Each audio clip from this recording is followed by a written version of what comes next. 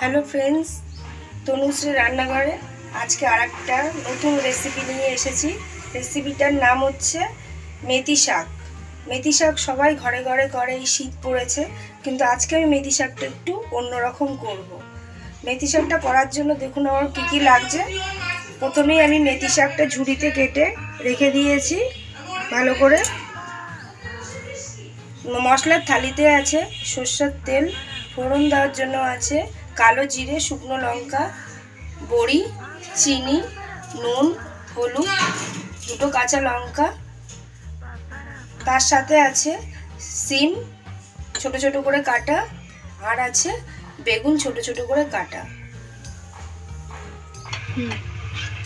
Friends, আমি গ্যাসটা on করে কড়াইটা বসিয়ে দিয়েছি। কড়াইটা একটু জলটা শুকিয়ে গেলে তারপর আমি তেল দেব। কড়াই গরম হয়ে গেছে, এবার আমি প্রথমে তেল দিয়ে নেব। তেলটা গরম হোক একটু ভালো করে। তেল আমার গরম হয়ে গেছে, এবার প্রথমে আমি বড়িটাকে ভালো করে ভেজে নেব।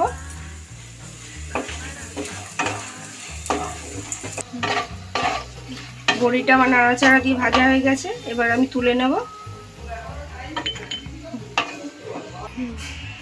মটর ডালের বড়ি ভাজা তেলের মধ্যে আমি প্রথমে ফোড়ন দিয়ে নেব। লঙ্কাটা দিয়ে দিলাম, শুকনো লঙ্কাটা, কালো জিরে, তার সাথে একটা কাঁচা লঙ্কা ফাটিয়ে দিয়ে দিলাম। নাড়িয়ে নেব।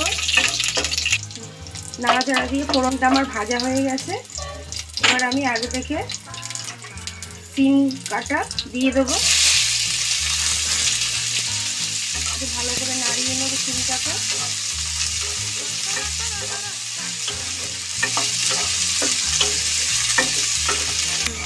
সিমটা আমার দিয়ে নাড়াচাড়া হয়ে গেছে, এবার আমি আগে থেকে বেগুন কাটাটাকেও দিয়ে দেবো। দিয়ে অল্প একটু নুন,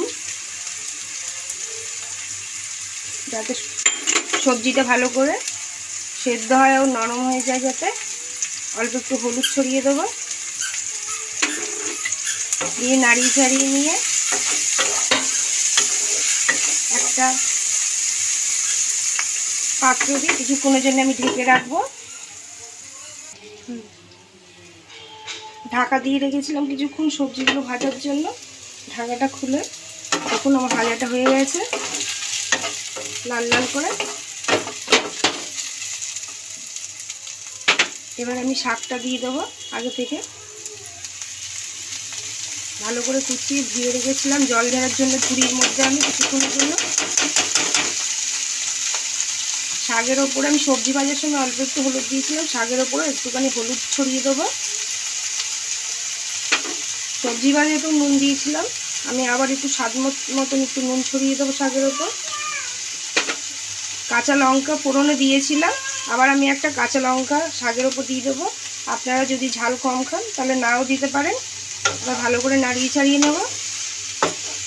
নাড়িয়ে ছাড়িয়ে নিয়ে ফের কিছুক্ষণের জন্য আমি ঢাকা দিয়ে রাখবো শাকটা সেদ্ধ হওয়ার জন্য।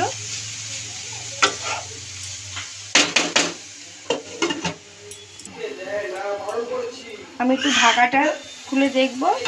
দেখুন শাক দিয়ে জল বেরোচ্ছে, এই জলেই সেদ্ধ হয়ে যাবে। সিম, বেগুন, শাক সব কিছুই, এতে জল দিতে হবে না কিছু। আমি আগে থেকে ভেজে রেখেছিলাম মটর ডালের বড়ি, ওপর থেকে ছড়িয়ে দেব। দিয়ে আমি আবার কিছুক্ষণের জন্য একটু ঢাকা দিয়ে রাখবো, বড়িটা একটু নরম হওয়ার জন্য। ঢাকা দিয়ে রেখেছিলাম, এবার আমি ঢাকনাটা খুলে দেখব।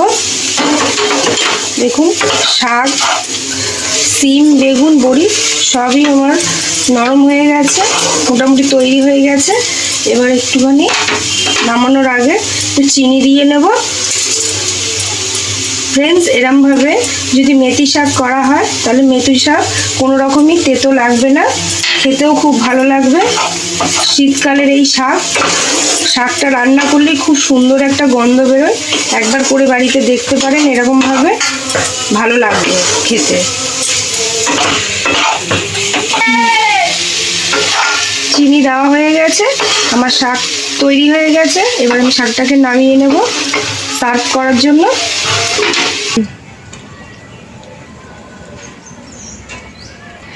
ফ্রেন্ডস, আমি রান্না করতে করতে বলেইছি যে এরকম সিম বেগুন বড়ি দিয়ে মেথি শাক করলে মেথি শাক একটুও তেতো লাগবে না।